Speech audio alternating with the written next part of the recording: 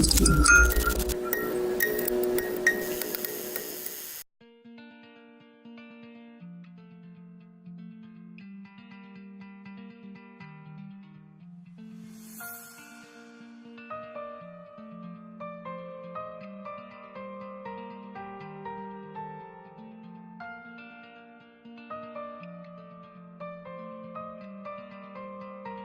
tanjon'le miaradia dia ahafahana manome asa an'ireo tanora sembany avy ao amin'ny talenta sy ny tanora sahirana avy ao amin'ny asa.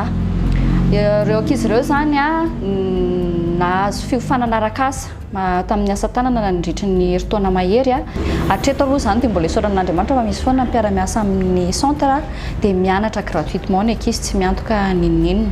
Dia nitadiny fomba indray ahafahana milancer an'le asa atao dia nanangana an'le miaradia.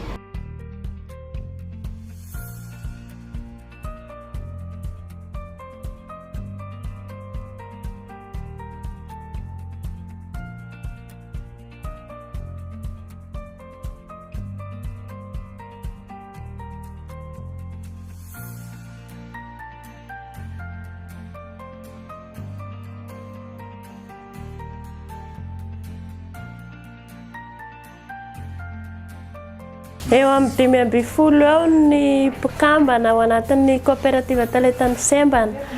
Dia ny asa taona ato ara-malagasy be dia be masy ny fahasembanana ananan'olona fa ny anay fahasembanana ara-batana dia fahasembanana ara-pehenoana.